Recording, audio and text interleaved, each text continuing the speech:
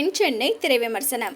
ரங்கா, ரியா, இளங்கோ குமணன், சுமா, தாரணி, நிதின் மெஹ்தா, திலீபன், தான்சிவி மற்றும் பலர் நடிப்புல ரங்கா இயக்கத்துல சிவா பத்மாயன் அண்ட் ஜென் மார்டின் இசையில வெளிவந்திருக்கும் படம் தான் தென் சென்னை. படம் எப்படி இருக்கு வாங்க பார்க்கலாம். இந்திய கப்பல் படையில் அதிகாரியாக விரும்பும் ஹீரோ ரங்கா தனது அப்பாவின் மறைவுக்கு பின் அவர் தொடங்கிய உணவகத்தை தொடர்ந்து நடத்த வேண்டிய சூழலுக்கு தள்ளப்படுகிறார். இதனால் தன் ஆசையை ஒதுக்கி வைத்துவிட்டு தனது மாமாவுடன் இணைந்து உணவகத்தை நடத்துகிறார். ஆனால் அவரது மாமா செய்த தவறால் அந்த உணவகம் அவர்களிடம் இருந்து கைமாறி விடுகிறது. இதனால் சொந்த உணவகத்தில் தொழிலாளியாக பணியாற்றும் ரங்கா எத்தனை வருடங்கள் ஆனாலும் பிரச்சனைகளை முடித்துவிட்டு தங்களது தொழிலை மீண்டும் சொந்தமாக்க வேண்டும் என்ற எண்ணத்தில் பயணிக்கிறார். ரங்காவின் உணவகத்தை கைப்பற்றும் வில்லன் நிதின் மெஹ்தா கிரிக்கெட் சூதாட்டம் உள்ளிட்ட பல்வேறு சூதாட்டங்களை நடத்துவதோடு அதன் மூலம் வரும் பணத்தை அந்த உணவகத்தில் வைத்து விநியோகம் செய்வதை வழக்கமாக வைத்திருக்கிறார். இந்த சமயத்தில் அந்த பணத்தை கொள்ளையடிக்க மர்ம கும்பல் ஒன்று திட்டம் போடுகிறது.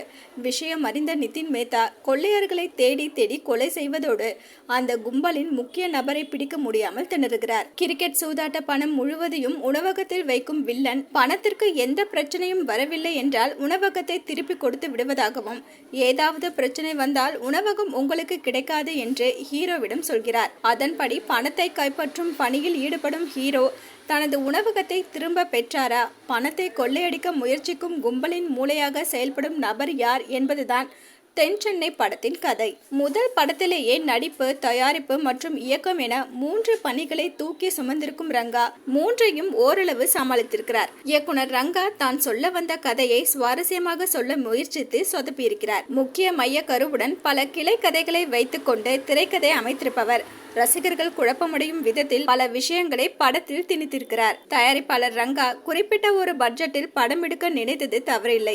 ஆனால் அந்த கதையை உணவகம் ஒன்றை மையப்படுத்தி எழுதியிருப்பவர் அந்த உணவகம் மற்றும் அங்கு நடக்கும் சம்பவங்களை உணர்வு பூர்வமாக காட்டுவதற்கான முயற்சியில் ஈடுபடாதது படத்திற்கு பலவீனமாக அமைந்திருக்கிறது.